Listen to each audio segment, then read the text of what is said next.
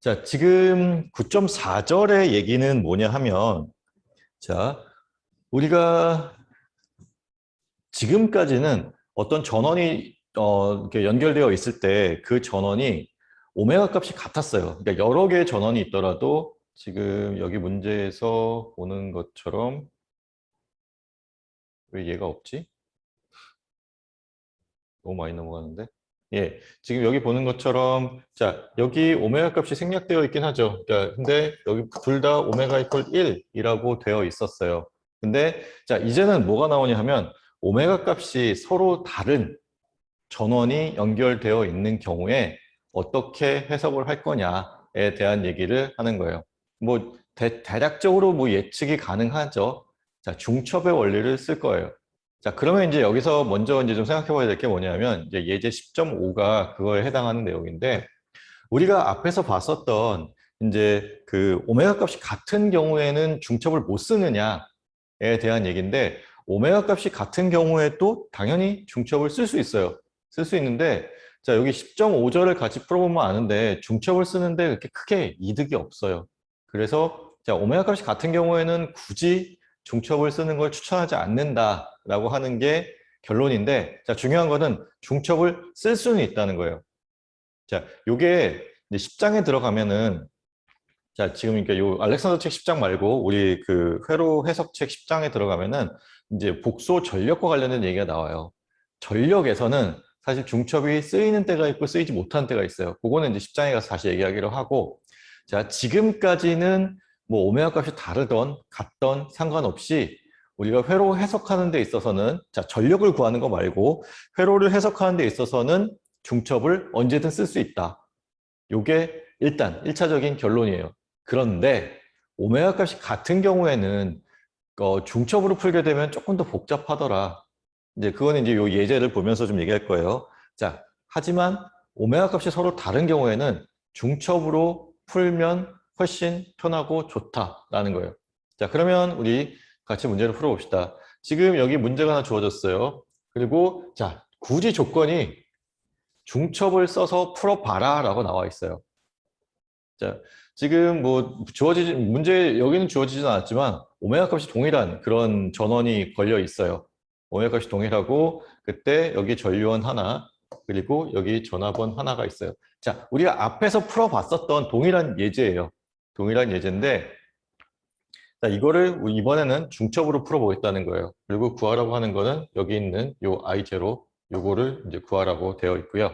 자, 중첩을 우리가 쓰기 위해서는 전원을 하나만 남겨놔야 되죠.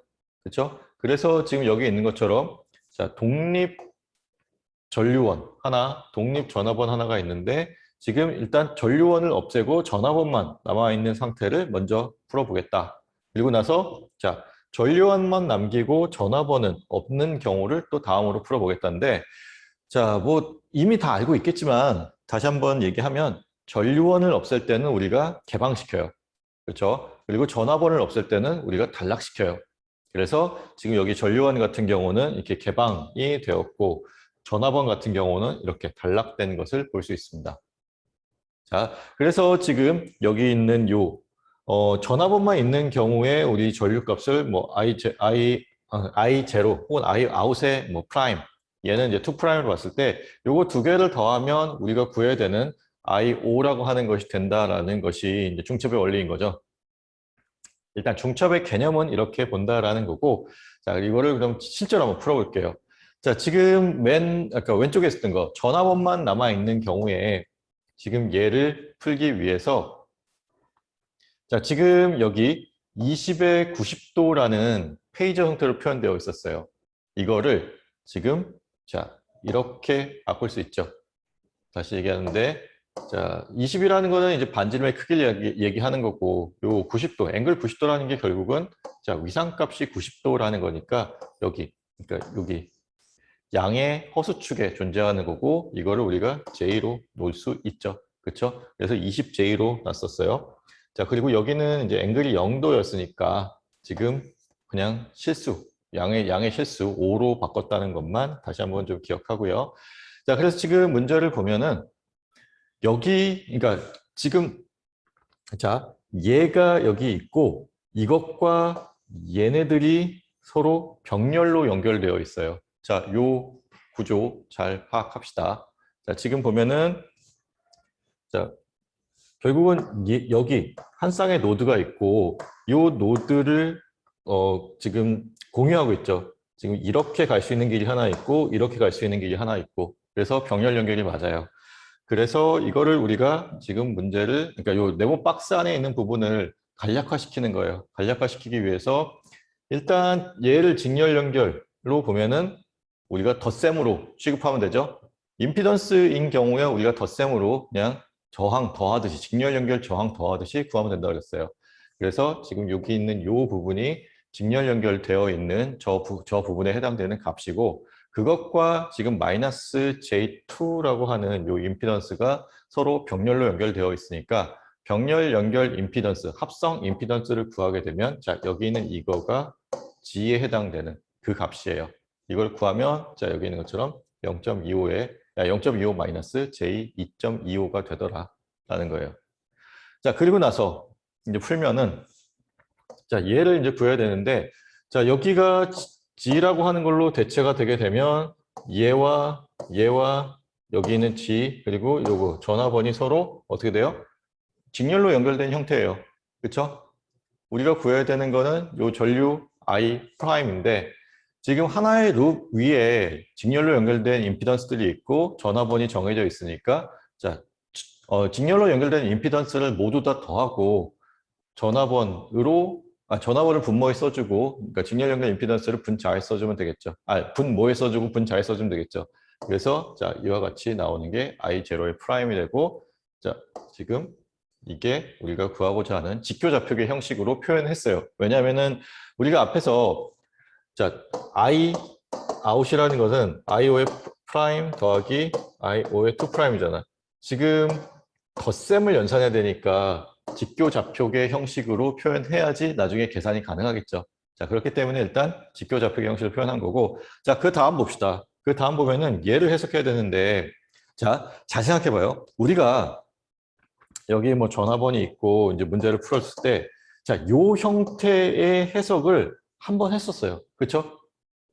그때는 이제 여기 그때는 여기 이제 전화번이 하나 더 추가되어 있다는 것만 제외하고는 이 형태의 해석을 한번 했었어.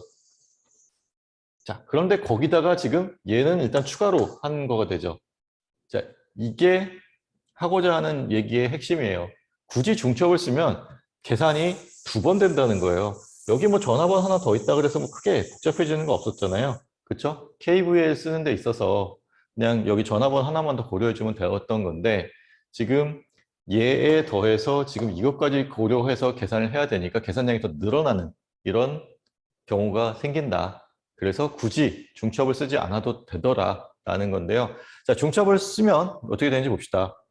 자, 지금 여기 5A 전류원이 여기 존재하기 때문에 이 I3라고 하는 거는 그냥 5A 전류로 잡아주면 되죠. 자, 그리고 지금 여기 I2가 있고 I1이 있어요. 자, I1과 I2는 우리가 구해줘야 되죠. 자, I1 여기 요 위치부터 봅시다. 지금 I1을 기준으로 플러스 마이너스 볼게요. 그러면 지금 8옴 곱하기 I1 그게 지금 여기 있구나. 8 곱하기 I1에 해당되는 게 있고 그리고 그냥 쓰자. 지금 여기가 정리가 돼서 쓰여져 있어갖고 자, 8 곱하기 I1이라는 게 지금 8옴에서 생기는 전압 강화 거기에 지금 10옴에서 생기는 전압 강화가 10 곱하기 I1 그리고 자 I1이 이쪽으로 가고 지금 I3는 지금 반대 방향으로 가요. 그래서 I1 마이너스 I3 물론 얘가 이제 나중에 5A로 바뀌어야 돼요. 자 그리고 더하기 더하기가 아니고 저기 마이너스 J2 곱하기 자, I1 마이너스 I2를 계산하면 이거 이퀄 0이 되도록 만들어주면 되죠. 자, 이거를 정리해서 나타내면 이렇게 되고요. 여기에 I3 대신 이제 5를 넣어주면 이제 식이 좀 더 정리가 되겠죠. 자, 그리고 지금 여기 오른쪽 식을 봅시다. 오른쪽 방정식을 세워봅시다. 오른쪽에 있는 여기는 I2가 지금 이 방향으로 가니까 플러스 마이너스 플러스 마이너스 플러스 마이너스 그래서 자, 여기 요거 지우고 4 곱하기 I2 더하기 자, 여기 같은 경우는 I2랑 I1이 서로 반대 방향으로 되어 있죠. 더하기가 아니라 마이너스가 되겠지. 마이너스 J2 여기에 I2 마이너스 I1 여기도 마이너스 J2에 자, 얘가 올라가고 얘가 내려가니까 서로 방향이 반대여서 I2 마이너스 I3 이퀄 0이에요. 자, 요거 정리하면 자, 이와 같이 정리가 되고 그랬을 때 I3 대신에 5를 넣게 되면 자, 위의 식이 정리가 되어서 이렇게 정리가 돼요. 정리가 되고 나면 I2 프라임을 우리가 계산을 하면 자, I2 프라임 같은 경우에는 지금 우리가 설정한 I2라고 하는 전류와 서로 방향이 반대죠. 그래서 자, 마이너스를 붙여주게 되고 그래서 나오는 게 이 값이 되더라. 그리고 아래쪽에 이제 뭐 가려져서 잘 안 보이긴 하는데 지금 우리가 앞에서 구했던 I0, I5의 프라임과 I5의 2 프라임을 더하면 자, 최종적으로 구하고자 하는 그 값이 나오는데 우리가 앞에서 풀었던 예제와 동일한 값이 나와요. 자, 중첩으로 풀었는데 하나도 편하지 않아요. 그렇죠? 중첩으로 굳이 안 푸는 게 더 낫겠죠. 자, 회로 해석하는 데 있어서 가장 중요한 전제는 회로를 최대한 간략화하고 계산식을 최대한 간단하게 만들어서 계산하자라고 하는 게 우리가 지금 배우는 목적이에요. 근데 거기에 맞지가 않죠. 자, 그래서 중첩은 굳이 오메가 값이 같은 경우에는 뭐 써도 좋지만 안 쓰는 게 더 나은 경우가 더 많아요. 그래서 자, 중첩을 쓰는 거는 일단은 자, 여기 써 있는 것처럼 자, 오메가 값이 서로 다른 경우에는 중첩을 쓴다라고 생각하면 돼요. 자, 이때는 그러니까 이때만 중첩을 쓴다가 아니라 이때는 중첩을 쓰면 계산이 조금 더 편하더라라는 얘기를 기억하면 좋겠어요. 자, 지금 문제를 봅시다.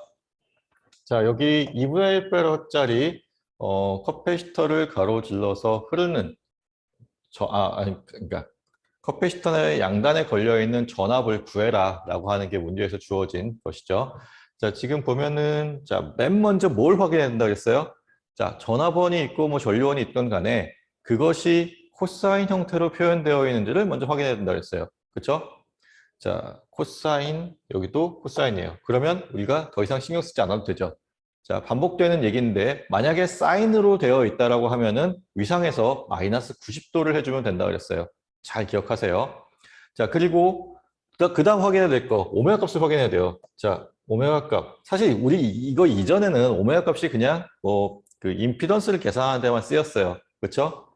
그래서 근데 여기 같은 경우는 이제 임피던스뿐만 아니라 지금 우리가 앞으로 계산할 중첩에서 어떤 전원들을 같이 볼 거고 어떤 전원은 따로 봐야 되는지에 대한 거예요. 만약에 그러니까 지금 이 문제는 그렇진 않은데 오메가가 2인 전원이 얘뿐만 아니라 다른 게 또 있다라고 해요.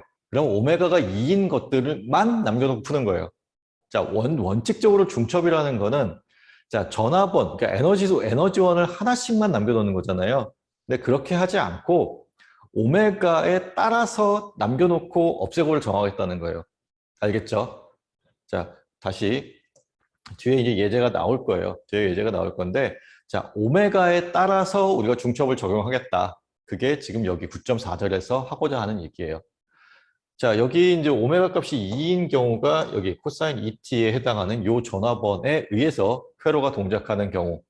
자, 그리고 자, 오메가가 1인 경우는 여기 있는 5 코사인 T 플러스 45도라고 하는 이 전화번에 의해서 회로가 동작하는 경우에 해당돼요. 자, 그러면 우리가 뭘 해야 돼요? 회로를 페이저 회로로 바꿔줘야겠죠. 지금 우리가 강제 응답을 구하는 데 있어서는 페이저 회로를 이용해서 구하는 게 훨씬 편하다고 그랬어요. 고유응답은 우리가 작년에 지난 학기에 배웠던 것처럼 2차 미분 방정식을 풀어줘야 되더라 라는 게 이제 지난 시간에 우리가 했던 얘기고 자, 이제 복습된 얘기도 나오니까 잘 기억해요. 자, 그래서 지금 얘를 페이지 형태로 바꾸게 되면 위상이 0이니까 12에 자 0도 그러면 얘는 이제 실수값인 거죠. 그냥 12V로 써도 사실 무방해요. 그렇죠? 자, 그리고 오메가 값이 2였으니까 혹시나 잊어버린 사람이 있을까 봐 저항은 그냥 R로 써주면 그러니까 그 값 그대로 변환해주면 임피던스가 되고 자, 인덕터는 J 오메가 L로, 그다음에 커패시터는 J 오메가 C분의 1로, 혹은 오메가 C분의 마이너스 J로 표현해주면 된다라고 하는 게 우리가 임피던스로 변환하는 방법이었어요. 요 식은 반드시 외우고 있어야 되고요. 자, 그래서 지금 보면은 여기 2분의 1 페럿이라고 하는 요거는 자, 오메가 값이 2니까 지금 자, 2 곱하기 2분의 1분의 마이너스 J에 해당돼서 지금 요거 약분돼서 없어지면 마이너스 J만 남게 되죠. 그래서 지금 이와 같이 임피던스가 계산되고, 자, 저항은 2옴 그대로, 1옴 그대로 여기 쓰여지면 돼요. 그리고 여기 있는 요 전압원은 우리가 소스 킬링을 해야 되니까 단락시키면 되겠죠. 그래서 지금 이상적인 도선으로 대체되었고 없어졌어요. 자, 여기 인덕터 하나 남았죠? J 오메가 L이니까 J 곱하기 오메가 값이 2니까 2 곱하기 1로 되어서 J2라는 값이 나왔습니다. 자, 여기까지 계산 잘 되죠? 자, 지금 우리가 배운 거 안에서는 강제응답을 구할 때는 페이저 회로로 바꾸는 게 가장 쉽게 풀 수 있는 방법이에요. 왜냐하면 임피던스를 이용해서 그냥 저항처럼 다루면 되니까. 자, 그러면 이제 요 회로를 우리가 간략화시키기 위해서 자, 여기 뭐 네모 박스가 그려져 있는데 요 박스 안에 있는 임피던스들을 서로 합성하겠다는 거예요. 합성할 때는 지금 아까랑 비슷한 경우인데 얘네 둘은 서로 직렬 연결로 되어 있고, 그리고 여기 얘와 여기 있는 1옴이 서로 병렬 연결로 되어 있으니까 그것을 이 전체를 GA라고 봤을 때 자, 이와 같이 계산을 하면 되겠죠. 그렇죠? 그래서 나온 결과 자, 여기에는 그와 같은 이런 값이 나오게 되고요. 자, 그리고 여기서 이제 V1을 구해야 되잖아요. 지금 자, 하나의 룹이고 전압원 하나 있고 자, 임피던스 두 개 있으니까 어떻게 돼요? 직렬 연결 임피던스인 경우에는 임피던스의 값에 비례해서 전압이 나누어진다라고 하는 게 전압 분배 법칙이었어요. 그래서 자, GA 더하기 여기 있는 요 값 마이너스 J1 분의 마이너스 J1 곱하기 여기 전압값 12를 해주게 되면 우리가 구하고자 하는 V1 값이 나오게 되죠. 자, 그래서 나온 V1 값이 이렇게 됩니다. 자, 그리고 뭐 물론 여기 이제 실수로 주어졌었기 때문에 코사인 형태인 요 실수값까지 구해줘야겠죠. 이해되죠? 자, 뭐 이렇게 써 있지 않더라도 사실은 우리가 최종적으로 여기서 구한 V1 더하기 V2를 우리가 최종적으로 구해야 되는 V 값으로 봐야 되기 때문에 직교 좌표계로 표시를 해야지 덧셈 연산이 가능할 거예요. 자, 뭐 그런 이유도 있어요. 자, 지금 얘는 나중에 삼각함수의 합성을 하든지 아니면 직교 좌표계를 이용해서 표현을 하든지 하면 될 것 같아요. 자, 지금 봅시다. 그 다음 이제 오메가 이퀄 1인 경우에요. 그러면 이제 얘는 없어져야 되고, 그래서 여기가 이상적인 도선으로 대체되었죠. 단락되었어요. 자, 그러면 이제 오메가 값이 바뀌었으니까 임피던스 값이 달라질 거예요. 그렇죠? 임피던스 값을 그래서 다시 계산하면 어쨌든 저항이 있는 위치들은 동일한 값이고, 지금 여기 얘가 5의 자, 앵글 45도인 전압원, 페이저 형태의 전압원으로 대체되었죠. 자, 그 다음에 자, J 오메가 C분의 1 혹은 오메가 C분의 마이너스 J 여기다가 오메가 대신 1 넣고 지금 얘 대신에 2분의 1 넣으면 마이너스 2J라는 값이 나오게 되겠죠.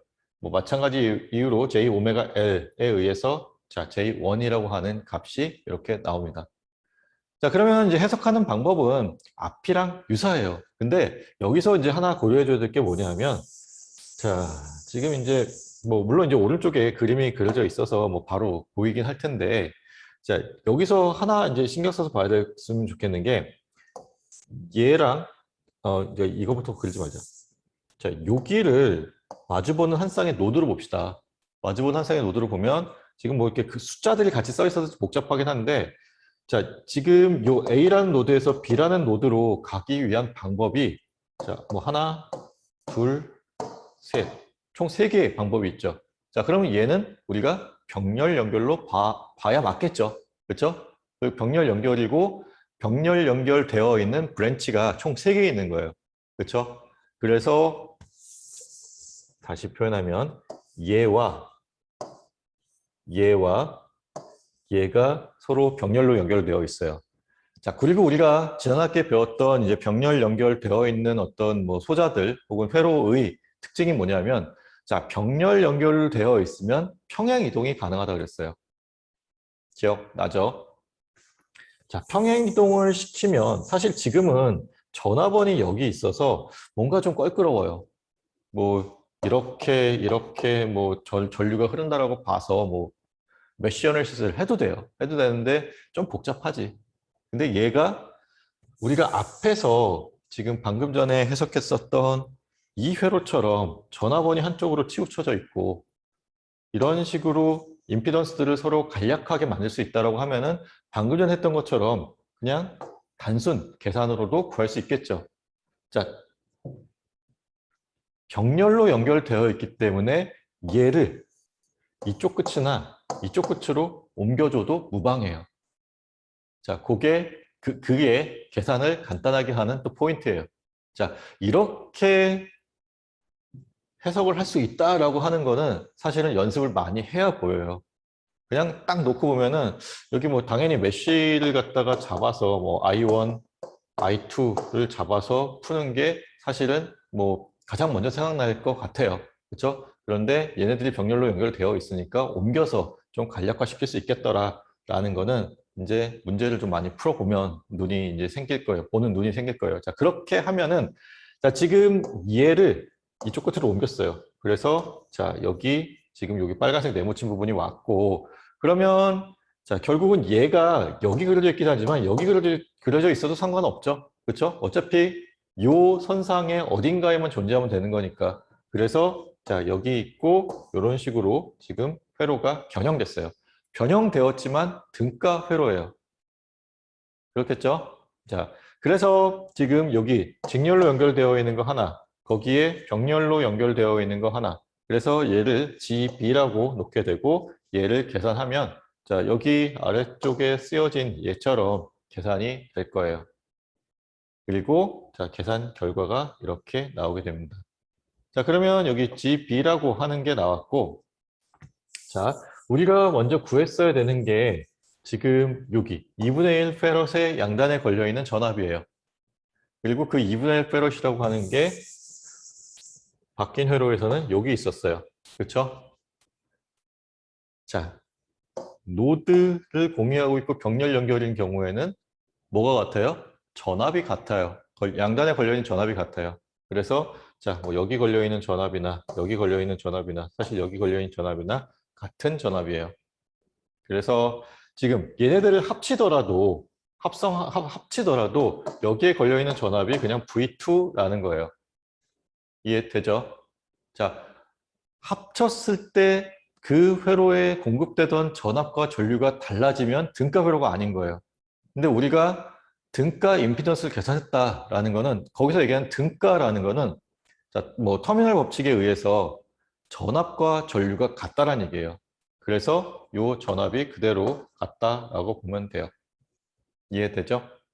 자, 그러면 이제 싱글 루비 하나 생겼죠. 싱글 루비 하나 생겼고, 뭐 아까 앞에서 했던 것처럼 얘와 얘를 더하고 분모에 쓰고 얘를 분자에 써서 계산을 하면 값이 나올 거예요. 그 계산이 여기 쓰여져 있어요.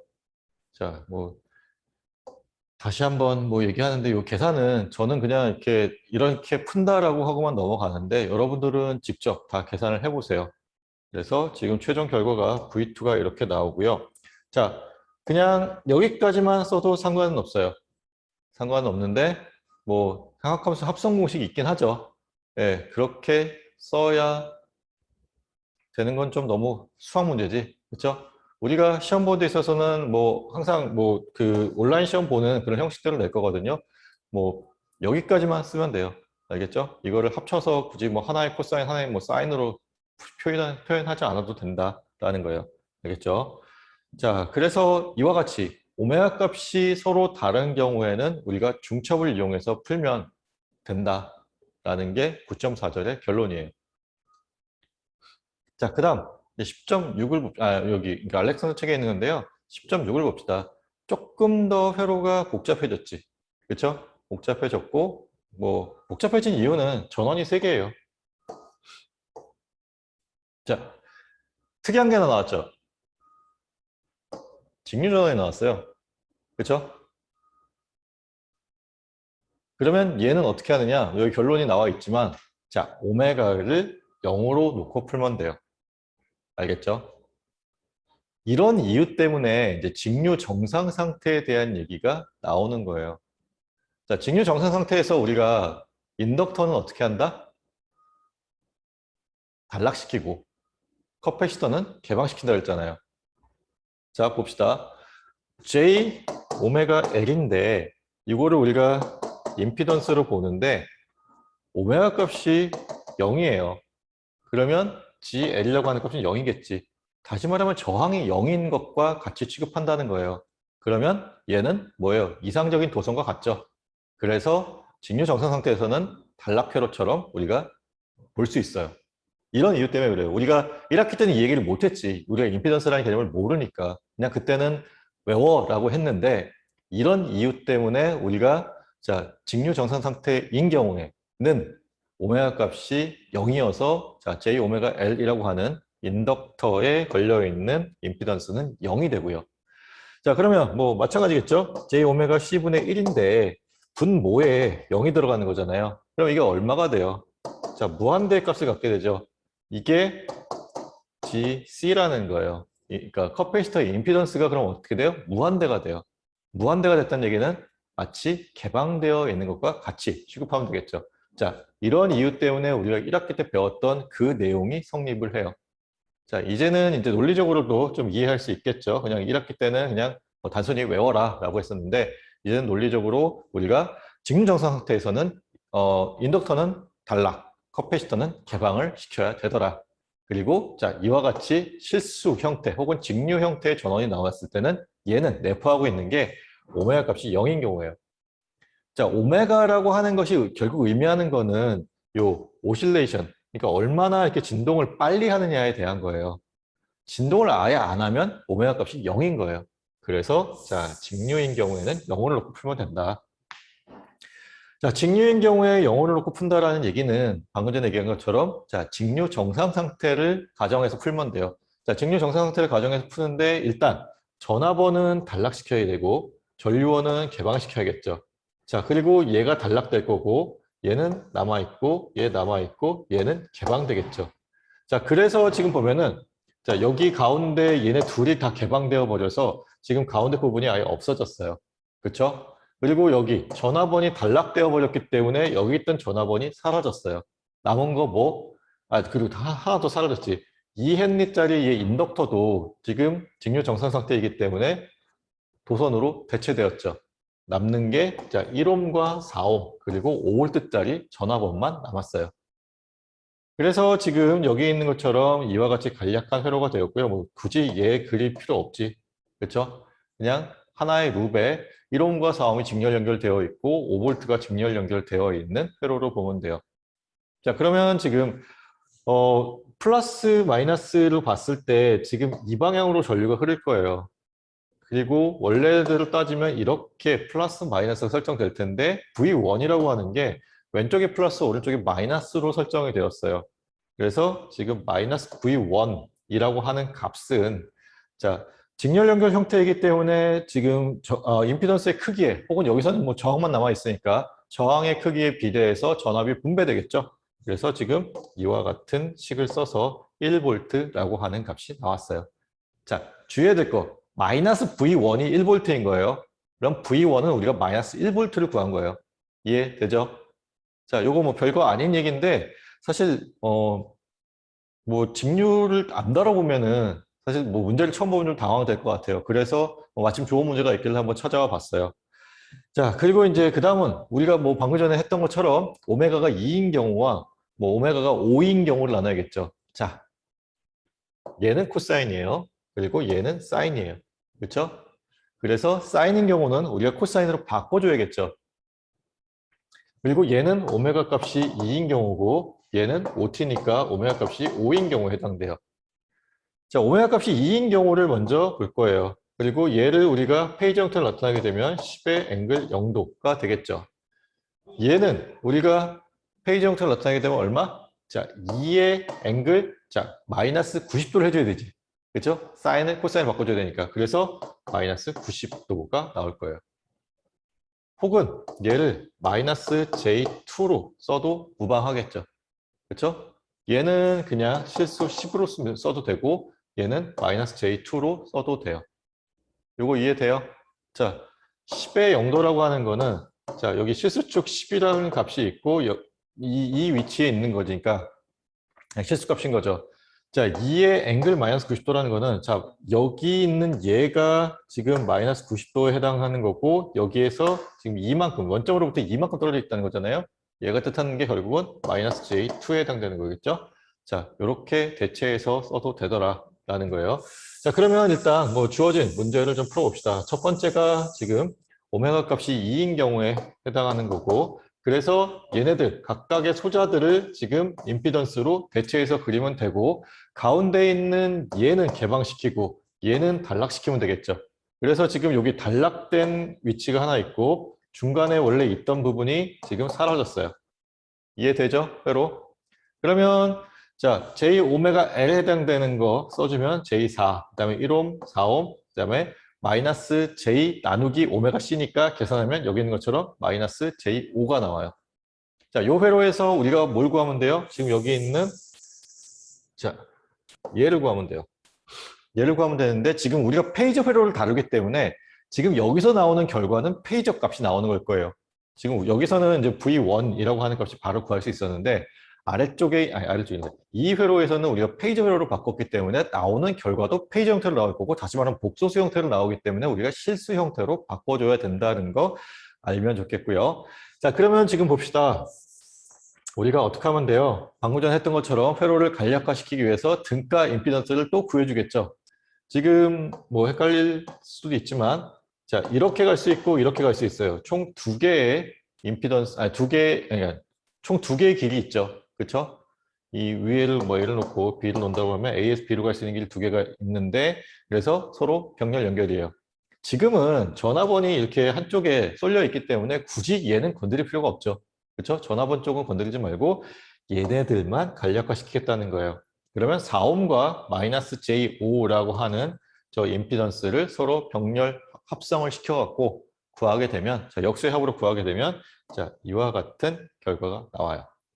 그러면 지금 보면은, 자, 얘네 직렬 연결이고, 여기 뭐 지금 방금 전에 구했던 G라고 하는 게 여기 대체돼서 들어간다고 하면은, 자, 서로 다 직렬 연결된 하나의 룹 회로가 되죠. 그리고 우리가 구해야 되는 건 1옴에 대한 거니까 마찬가지로 전압 분배 법칙을 써서 구하게 되면 자, 여기 아래와 같은 이 식을 통해서 구할 수 있어요. 자, 그리고 우리가 구한 결과는 페이저 형태로 표현된 거니까 얘를 어떻게? 자, 코사인 형태로 표현해줘야 우리가 이와 같은 계산이 가능한 V2 값이 나오더라. 자, 오메가가 지금 2인 경우까지 구했습니다. 그러면 이제 오메가가 5인 경우를 구해봅시다. 일단 회로는 이렇게 생길 거예요. 얘 단락되고 얘 단락돼서 없어지죠. 그래서 지금 여기 오메가가 5인 경우에 해당되니까 J 오메가 L이 되어서 J10이 나오고 자 1옴 나오고 그다음에 여기 4옴 나오고 자 여기 마이너스 J2가 나오는 요 형태가 돼요. 자 일단 뭐 여기까지 바꿀 수 있다라는 거는 이제 이해 됐다라고 생각을 하고 뒤로 넘어가서 좀 다시 보도록 할게요. 자 회로에 지금 전류 원이 이렇게 가운데 있으니까 얘를 좀 바꿔주면 좋겠지? 그렇죠? 한쪽으로 몰아준다든지 아니면 뭐 태블릿 노트를 써서 이거를 전화번 형태로 바꿔준다든지 뭐 그거는 뭐 여러 가지 방법이 있을 거예요. 자 그러면 다음 장으로 넘어가서 봅시다. 자 지금 여기 간략화를 안 시켰구나.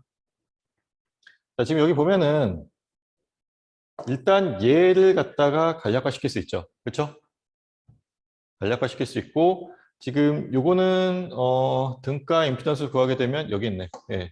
G1이 마이너스 J2랑 4옴의 서로 등가 임피던스로 구해서 지금 이와 같이 계산이 되더라라는 게 나왔고 자, 지금 여기서 쓰는 건 뭐냐면은 전류 분배 법칙을 쓴 거예요. 지금 여기 전류가 나가서 일로도 들어가고 일로도 들어가겠죠. 이때 어떻게 된다? 그러니까 더 정확히 따지면 어드미턴스의 비례해서 나눠지고 혹은 임피던스의 역수의 비례해서 나눠지겠죠. 자, 그 관계식을 썼어요. 근데 이제 또 다른 방법은 얘를 요거를 어떻게 하면 돼요? 태분의 형태로 바꿔주면 돼요. 그렇죠? 태분의 형태로 바꿔주면 얘가 전화번과 임피던스의 직렬 연결 형태로 바뀔 거예요. 그러면 지금 마이너스 J2 그리고 여기 J10이죠. 요게 Rn에 해당되는 거고 요게 IN에 해당되는 거니까 자 VT는 IN 곱하기 RN으로 계산할 수 있어요. 그러면 저거 두 개 곱해주면 되죠? 마이너스 J2 곱하기 J10 그러면 20이 되겠네. VT라고 하는 거는 20이라는 값이 나오고요. 자, 20이라는 전화번이 이렇게 하나 있고 그리고 J10이라고 하는 임피던스가 연결되고 그리고 나서 자, 여기 뭐 1옴 그리고 여기 이제 이거 들어가는 뭐 G라고 하는 요게 나오는 형태로 만들어서 구해도 되겠죠. 그렇죠? 자, 이렇게 구하는 방법도 하나 있어요. 그러면 이제 앞에서 구했던 방법과 동일하게 구하면 되는 거고 계산은 여러분들이 각자 해보도록 하고 지금 여기 문제에서 구한 거는 자, 여기 전류원이 나가니까 요 노드에서 이쪽으로 전류, 오른쪽으로 전류 나누어져서 들어갈 거니까 이 전류 분배 법칙을 써서 구할 수 있더라 라는 얘기를 하는 거예요. 그리고 전류를 구하게 되면 여기 이제 V3라고 하는 값을 구할 수 있겠죠. 오음의 법칙을 써서 구하면 되죠. 그래서 자, 지금 보면은 I1이라고 하는 게 자, 여기 부분을 G1이라고 가정했을 때 G1이라고 가정했을 때 자, 얘와 지금 더해진 것에 지금 그러니까 얘의 역수에 해당하는 값을 넣어서 전류 분배 법칙을 썼고 자, V3라고 하는 거는 지금 여기 있는 이 저항에다가 전류 I1을 곱해줘서 구하면 되죠. 그래서 자, 이와 같이 결과가 나왔어요. 그러면 V3의 페이지 형태가 나왔으니까 우리가 코사인 형태로 바꿔줘야겠죠? 그래서 코사인 형태로 바꿔주면 자, 이와 같이 나오게 되고 자, 뭐 이거는 사실 굳이 이렇게까지 갈 필요는 없어요. 갈 필요는 없는데 여기가 이제 사인 형태로 나왔었으니까 사인 형태로 바꿔주는 연습을 한번 했다고 생각하면 돼요. 여기까지만 구해주면 되는 거예요. 그리고 자, 최종 답은 우리가 앞에서 구했었던 마이너스 1과 뭐 그리고 이제 그 오메가가 2인 경우 그리고 오메가가 5인 경우에 해당되는 값들을 다 더해주면 최종 결과가 나오는 거겠죠? 이해되세요?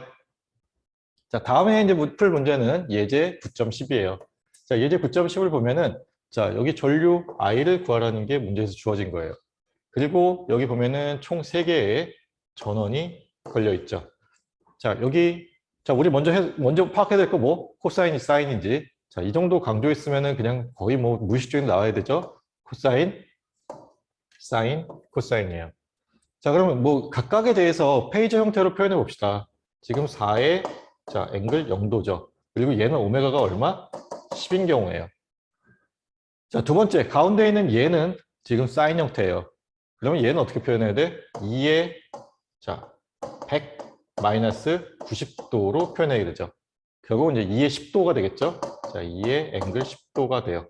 자, 그리고 얘는 오메가가 얼마? 5예요. 자, 마지막. 여기는 코사인이네요. 자, 5의 앵글 30도인 페이저 형태로 표현하면 돼요. 자, 이게 일단 첫 번째예요. 그리고 자, 오메가 값이 얘랑 여기 오메가 10은 안 썼구나. 얘랑은 같죠. 그쵸? 우리가 일반적으로 이제 중첩을 하면은 얘 따로, 얘 따로, 얘 따로 보게 되잖아요. 근데 여기서는 그러지 말고 오메가 값이 같은 것끼리 묶어보자는 거예요. 그래서 자, 3개짜리 슈퍼포지션이 아니라 2개짜리 중첩이에요. 오메가가 10인 경우와 오메가가 5인 경우를 따로 나누었어요. 이해되죠? 자, 그래서 이제 회로를 다시 그려봤습니다.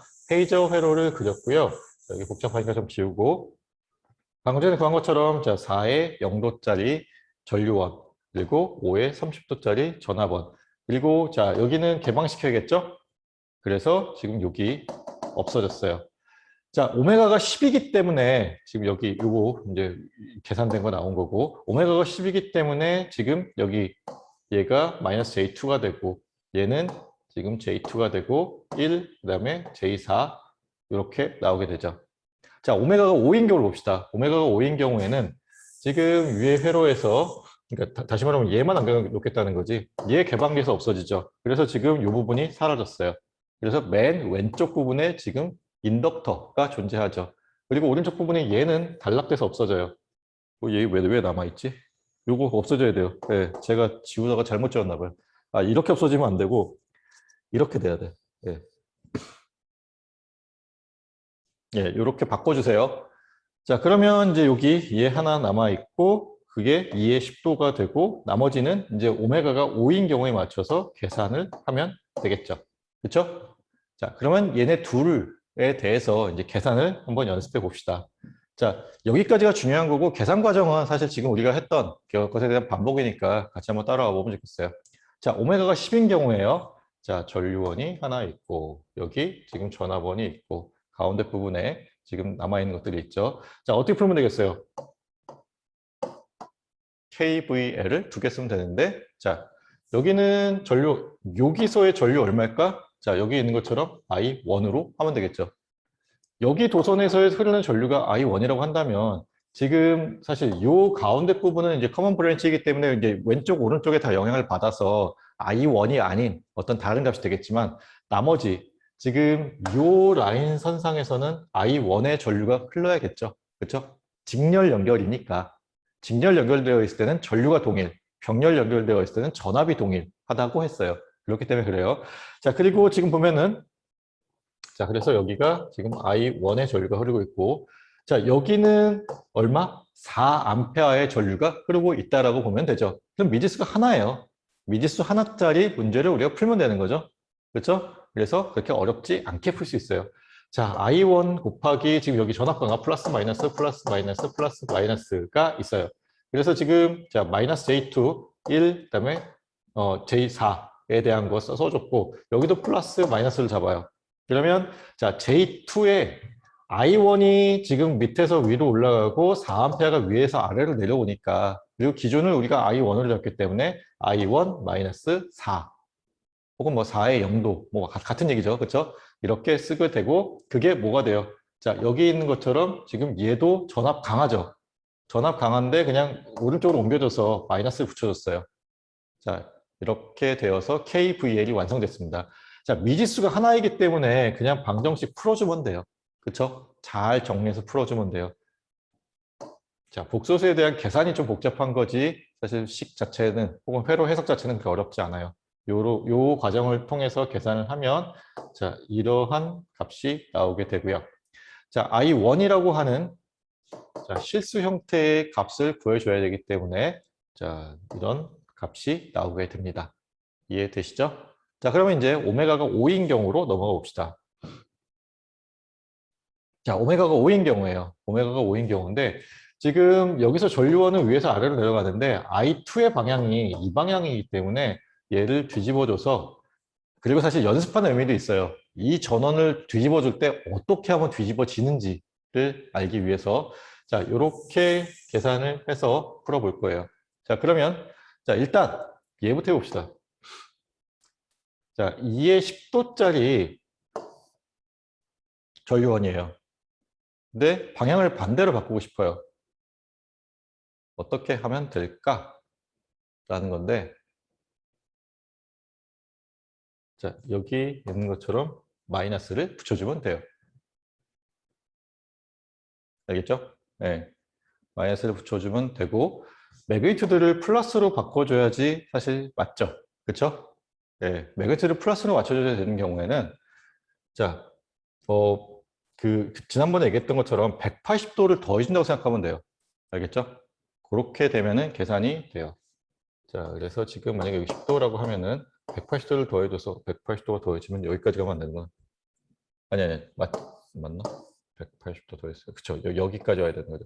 요 각도, 10도 더해져서, 아니, 180도 더해져서 요 각도로 된다라고 생각하면 돼요. 이해되죠?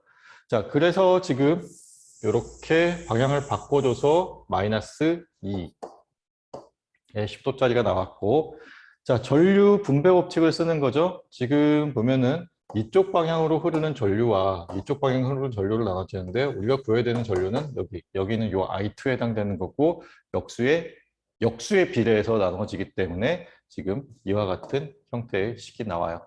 그래서 I2를 구하게 되면 자, 여기 있는 것처럼 값이 나오고 자, 실수 형태로 쓰게 되면 자, 여기에 있는 것처럼 답이 나옵니다. 그래서 자, 지금 여기 잘못됐다. 플러스가 아니라 이건 i는 i1 더하기 i2로 계산이 되어서 이와 같이 값이 나오게 됩니다. 자, 지금 요 문제에서 중요한 건 뭐? 오메가끼리 나눈다라는 거예요. 근데 원래 중첩은 그 에너지 소스 하나씩만 남겨놓고 나머지를 없애는 건데, 자, 요 경우에만 특별하게 오메가 별로 나누어서 우리가 문제를 푼다. 알겠죠? 그게 문제가 더 심플하게 풀리기 때문에 그래요. 자, 그 다음 이제 페이저 다이어그램인데, 사실 얘는, 시험 문제 내기는 어려워요. 그러니까 뭐, 우리가 이제 대면 시험을 보면 낼 수 있겠지. 근데 이게 비대면 시험이잖아요. 그러니까 정성적인 어떤 그런 건데, 얘를 갖다가 온라인 그 시험 보는데 어떻게 글이라고 표현하기가 좀 그래요. 그래도 개념은 좀 알고 있읍시다. 알겠죠? 자, 뭐 시험 범위를 좀 줄여주는 효과는 있겠죠. 근데 그래도 알고 있자는 얘기예요. 자, 지금 우리가 복소 평면에 지금 계속해서 복소수를 표현하고 있어요.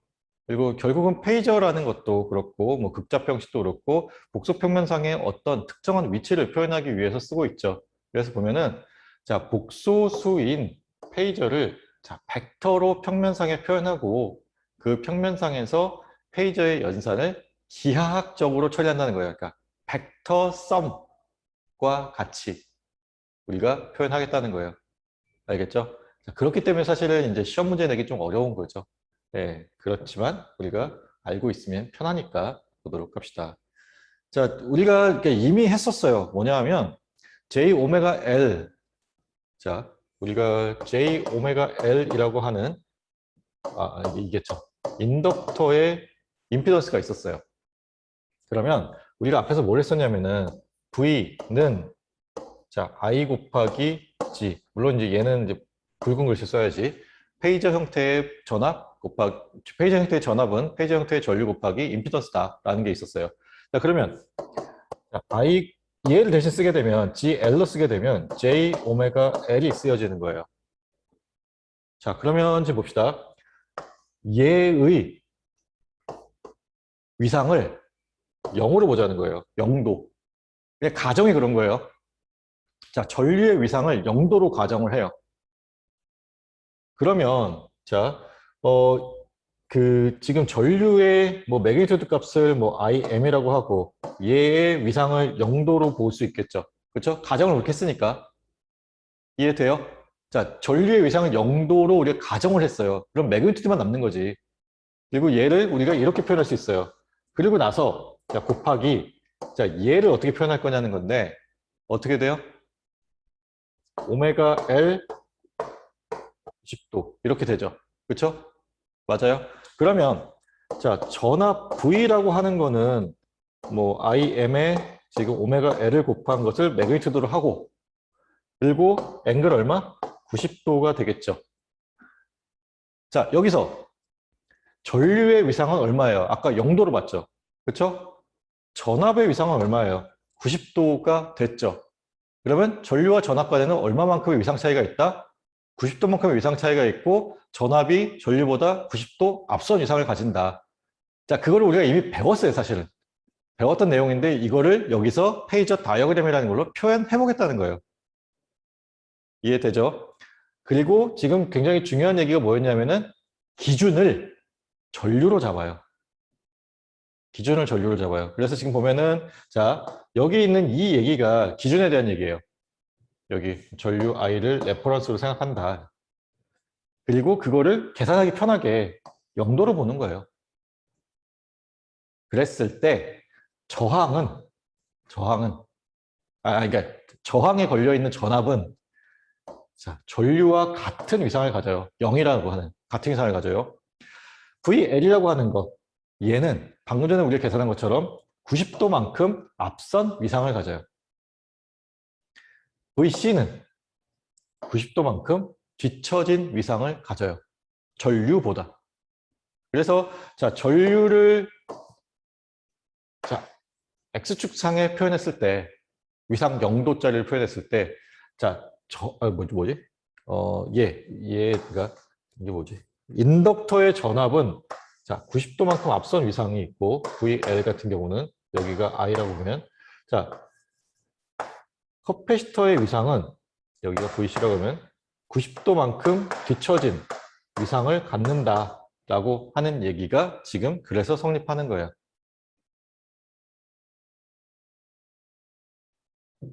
그리고 자, 얘네들을 이렇게 표현했을 때 자, 이렇게 이 세 개를 우리가 다 벡터처럼 다루어서 새로운 어떤 전압을 계산해야 될 때, 이 세 개를 다 더해야 될 때 벡터의 합으로서 계산할 수 있다라고 하는 게 지금 여기서 얘기하고자 하는 거예요.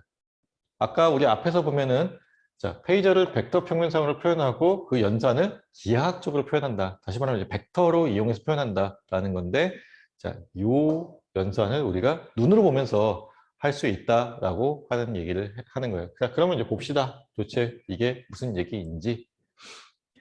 자, 지금 방금 전에 여기 있구나. 예, VR, VL, 그다음에 VC에 해당되는 페이저 다이어그램을 그려라라고 되어 있어요. 그럼 이제 페이저 다이어그램을 그릴 건데 페이저 다이어그램이 어떻게 생겼냐면 이거예요. 자, 전류가 지금 0도의 위상을 갖기 때문에 기준이 돼요. X축상에 놓여 있어요. 그리고 VL이 90도만큼 앞선 이상을 가지기 때문에 자, 이 선상에서 움직여요. 그리고 자, VC가 마이너스 90도 이상을 갖기 때문에 그러니까 허수축의 마이너스 부분에서 움직여요. 그랬을 때 일단 실수축에는 얘는 뭐 우리가 건드릴 수 없죠. 그렇죠? 얘를 우리가 가감을 할 수 없어요. 얘네 둘은 지금 허수축상에서 움직이는 요소잖아요. 그러니까 얘네 둘은 서로 뭐 더하고 빠지고 될 거야. 근데 실수는 얘에 의해서 정해지기 때문에 우리가 저항 외에는 방법이 없다는 얘기예요. 그래서 지금 보면은 VL과 VC의 관계가 어떻게 되냐에 따라서 이런 관계가 있다는 거예요. 자, VL의 값이 VC보다 큰 경우예요. 그러면 지금 요 뭐 플러스 뭐 AJ와 마이너스 BJ 사이에 요 둘 간의 계산이잖아요. 덧셈 계산이잖아요. 근데 A가 B보다 큰 경우니까 지금 그 합이 이런 식으로 나오게 되는 거겠지. 허수축만 봤을 때. 거기에 지금 VR이 이렇게 놓여져 있으니까 그 둘의 벡터 썸을 계산하면 그게 VG가 이런 방향으로 나온다. 그리고 VC와 VL이 같은 경우에는 이 둘이 상쇄돼서 없어지고 VR과 VG가 같은 경우가 되고 VC가 더 큰 경우에는 자, 허수축의 음의 방향으로 존재하기 때문에 자, VG가 이 방향으로 합성이 되어서 이루어진다라는 거예요. 이해되세요? 자, 그리고 이제 이 경우가 이제 좀 약간 특이한 경우인데, 그러니까 요 두 개가 서로 같은 값을 가지는 경우. 자, 이 경우를 우리가 나중에 레조넌스라고 얘기를 해요. VL과 VC가 서로 이제 에너지를 주고받는 그런 형태가 되게 되는 거고, 자, 뭐 C의 경우에는 지금 여기 있는 것처럼 자, I는 R분의 VG가 되는 거고, 자, 이게 만족하는 거죠. 오메가 L. 그러니까 J 오메가 L과 J 오메가 C분의 1이 서로 같은 값을 갖는 거고, 그랬을 때 얘네 둘 빼주고 아니, 나눠주고 나면은 뭐 오메가 L 이퀄 뭐 오메가 C분의 1 이런 식으로 계산이 되나? 뭐가 이상한데? J 오메가 L 이퀄 J 오메가 C분의 1이고 이거가 오메가 C분의 마이너스 J이고 나눠지고 나눠지면 오메가 L 이퀄 오메가 C분의 이 계산이 아니구나 지금. 이게 서로 같아야 되는 게 아니라 이게 0이 되도록 되는 거죠. 네. 그래서 지금 요 계산이 되면 이렇게 되는 게, 자, 여기 있는 얘가 공진 주파수가 돼요. 그러니까 레조넌스 현상이라는 게 이제, 지금은 이제 뭐 그런 게 있다라고만 알고 있으세요. 레조넌스 현상이라는 게 생기게 되는데, 그 공진 현상이라는 것을 결정할 때 그 공진 주파수가 여기 루트 LC분의 1로 결정이 돼요. 되겠죠? 자, 요 경우가 이제 좀 특별한 경우다라는 거예요. 자, 그 다음에 지금 보면은 문제에서 보면은 자, 페이저 VG에 대해서 지금 여기 앞에서 이제 나왔던 얘기인데 자, 여기 요 위치에 있는 경우 그러니까 이 값과 이 값이 서로 같아지는 경우가 지금 오메가 이퀄 루트 LC분의 1에 해당하는 경우에 해당되고 지금 오메가가 점점 커지게 되면 이 축을 따라서 올라가게 되고 오메가가 0에 근접하게 되면 지금 이 축을 따라서 내려가게 된다라는 얘기예요. 왜 그러냐면 자, J 오메가 L 이 GL에 해당되는 거죠.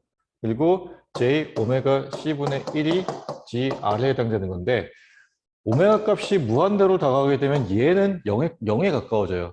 다시 말하면 그 커패시터의 임피던스는 그러니까 영향력이 작아진다는 얘기고 인덕터의 임피던스는 영향이 커진다는 얘기죠. 그래서 오메가 값이 무한대로 갈수록 얘가 이 위쪽으로 자 여기는 우리가 저항 R에 대한 거는 고정되어 있기 때문에 어떤 한 점이 정해지고 그리고 나서 그 축상을 따라서 이렇게 늘어나는 형태가 되는 거고 오메가가 0에 다가가게 되면 얘는 0에 다가가기 때문에 그 인덕터에 대한 영향력은 작아지고 커패시터에 대한 영향력은 커지게 되죠.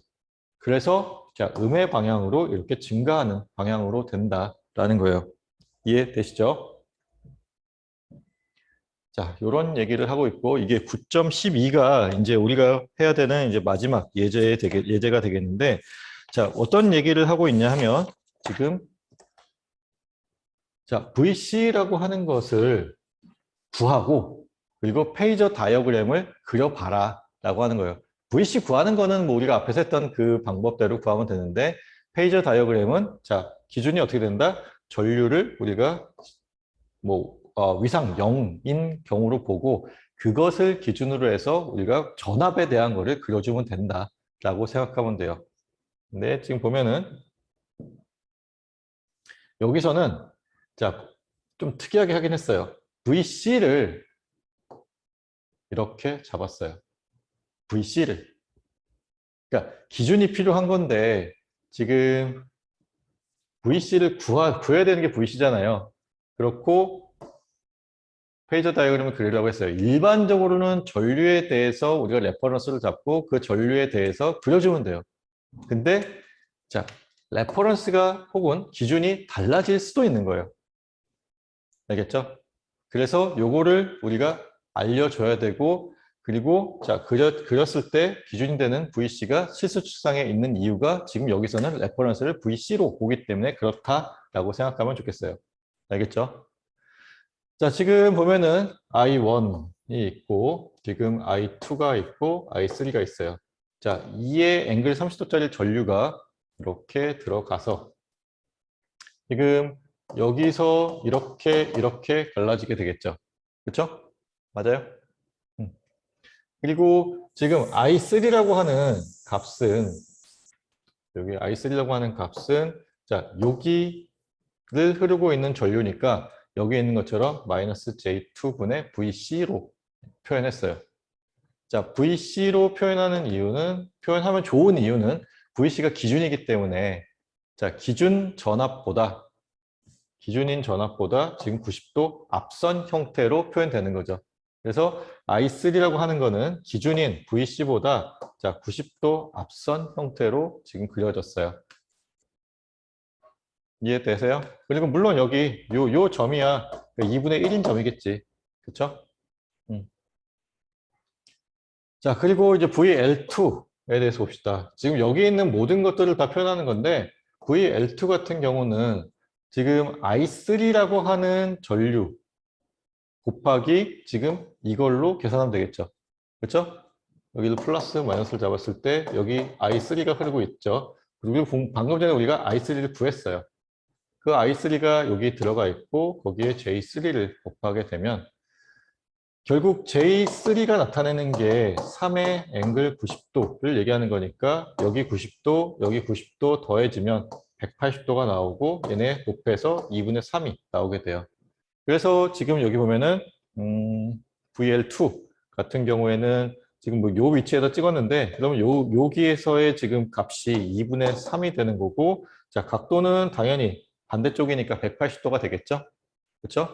VR을 봅시다. 지금 여기 있는 요 VR 같은 경우에는 요 VR 같은 경우에는 자, 여기 노드를 서로 공유하고 있고 얘와 얘가 서로 뭐예요? 병렬 연결이죠. 병렬 연결이면 지금 요 노드 양단 사이에 걸린 전압이 서로 같아요. 그러니까 이쪽을 보면은 여기 그라운드 잡았다고 보고 이렇게 올라갔을 때 VC 더하기 VL2가 여기 요 노드에서의 전압이 되겠죠. 그렇죠? 그리고 그게 결국은 뭐랑 같아요? VR과 같아요. 그래서 VR이 이와 같은 관계식을 만족한다라는 얘기가 나와요. 그리고 역시나 지금 VC와 앞에서 구했던 VL2를 가지고 계산하게 되는 거고 자, 얘는 1인 거고 얘는 얼마? 마이너스 2분의 3에 해당되는 거죠. 뭐 복잡하게 써있긴 하지만 결국은 마이너스 2분의 3 더하기 1이에요. 그래서 마이너스 2분의 1이라는 값이 나오는 거고 그거를 우리가 표현하게 되면 2분의 1의 앵글 180도짜리가 돼요. 자, 그리고 이제 마지막으로 I1이 아니라 I2를 구해야 되는구나. 아, 지금 얘 표시 안 해줬지. 자, 요거 표시하면은 지금 2분의 1인 위치에 VR이 여기 아까 2분의 3인 위치였고 지금 2분의 1 여긴가 보네요. 2분의 1인 위치에 지금 180도 앵글로 지금 그려졌죠. 자, 그 다음 I2를 봅시다. I2 같은 경우는 우리가 VR을 구했잖아요. 그리고 2분의 1옴을 알고 있어요. 그러면 오메 법칙에 의해서 I2를 구할 수 있죠. 그래서 I2는 이와 같이 나오게 되고 자, 앵글은 그러니까 매그니튜드 2가 곱해진 형태니까 지금 1 되고 그래서 여기 가운데 여기 딱 요 위치에 찍히는군요. 여기가 2분의 3, 여기가 1, 여기가 2분의 1인 위치가 되네요. 그리고 앵글 값은 180도로 동일하고 자 마지막 남은 게 뭐냐면 지금 I1이 나왔어요. I1만 남은 게 아니라 VL1도 구해야 되는데 자 일단 I1이 남았어요. I1은 어떻게 돼요? 자 여기 이제 쓰여져 있지만 우리가 아까 얘를 보통 일반적으로 어떻게 해석하냐면은 이게 들어가서 이렇게 나눠진다 그랬잖아요. 그렇죠? 그러면 I1이라고 하는 거는 I3와 I2와의 합이 되겠죠. 그렇죠? 벡터 합. 그래서 지금 이렇게 될 수 있다라고 얘기하는 거예요. I1은. 여기서의 KCL이라고 생각하면 돼요. 들어가는 전류의 합, 나오는 전류의 합. 이해되세요? 자, 그리고 이제 I1 구했고 자, 우리가 이제 VC를 구해야 되는 거죠. 자, 이 값이 지금 이렇게 나왔어요. 그렇죠? 요 I1이 1.12에 153도. 자, 근데 원래 공급돼야 되는 전류가 I1 값과 같아야 되죠. 그렇죠? 여기 보면은 자, 우리가 예전에 비슷한 문제 했었어요. 선형 회로이기 때문에 우리가 스케일링 팩터를 곱해서 이것을 고정해 줄 수 있다라는 얘기 1학기 때 나왔었어요. 딱 그 얘기예요. 그래서 자 여기다가 우리가 알파만큼의 스케일링 팩터를 곱해주게 되면 우리가 요 지금 I1 값과 2의 앵글 30도짜리를 같게 맞춰줄 수 있고 그 스케일링 팩터 알파를 계산하는 방법은 이렇고 이 알파 값을 모든 위치에다가 다 곱해줘서 보정을 해줄 수 있다는 거예요. 근데 우리가 아까 VC를 어떻게 놨죠? 1에 0도를 잡았어요.